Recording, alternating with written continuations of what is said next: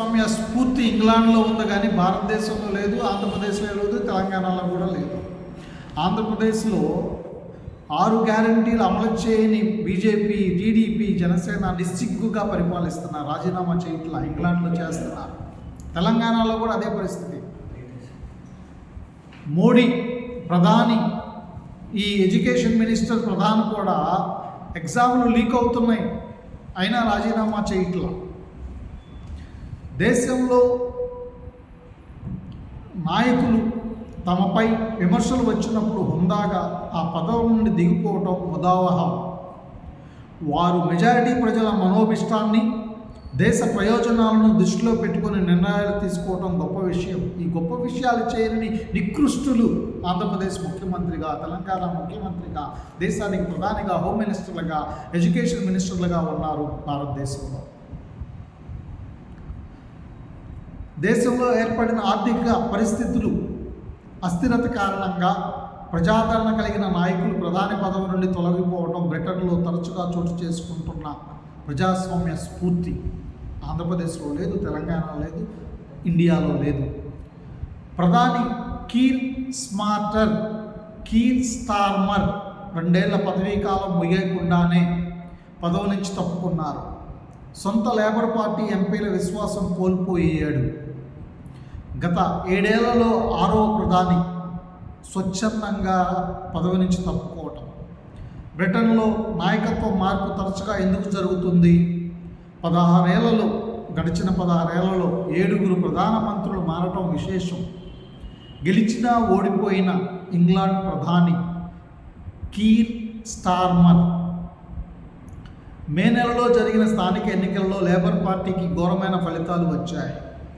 సొంత పార్టీని విజయం తీరాలకు చేర్చలేకపోవడం అనే వైఫల్యం కంటే కొన్ని పాలనా విధానాల వైఫల్యాల కారణంగానే పదవి నుండి తప్పుకోవాలని స్టార్మర్పై సొంత పార్టీ ఎంపీలు ఒత్తిడి తెచ్చారు. బీజేపీలో మోడీని ప్రధానిని, ఎడ్యుకేషన్ మినిస్టర్ ప్రధానిని తప్పుకోండి అని ఒత్తిడి తేలేని బీజేపీ ఎంపీలు స్టూజెస్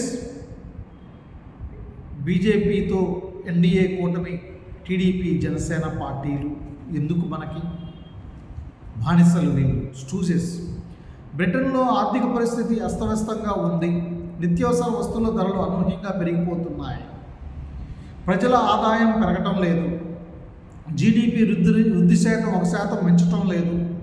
బ్రిటన్ ప్రభుత్వ రుణభారం జీడీపీలో 95% దాటింది.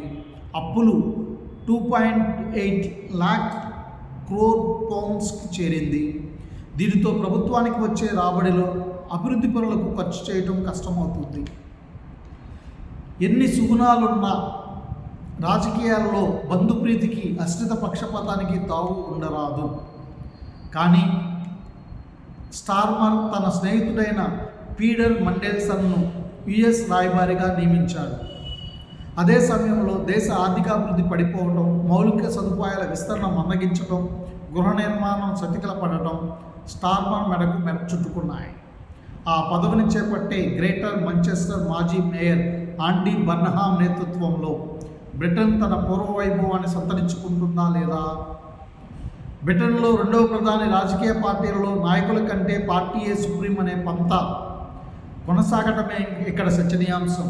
కానీ భారతదేశంలో అలా లేదు. బీజేపీకి ఆర్ఎస్ఎస్ నుంచి స్వతంత్రం లేదు. బీజేపీ ఎంపీలకి బీజేపీ పార్టీ నుంచి స్వతంత్రం లేదు. బీజేపీ బెంగాల్లో తృణమూల్ కాంగ్రెస్ ఎంపీలను, ఎమ్మెల్యేలను కొంటుంది. మహారాష్ట్రలో శివసేన ఎంపీలను కొంటుంది బీజేపీ. తమిళనాడులో టీవీకే, ఏఐడిఎంకే ఎంపీలను, డిఎంకే మిత్రపక్షాలను డబ్బులతో కొంటున్నారు. బీజేపీ సహాయంతో, ఈవీఎంల సహాయంతో,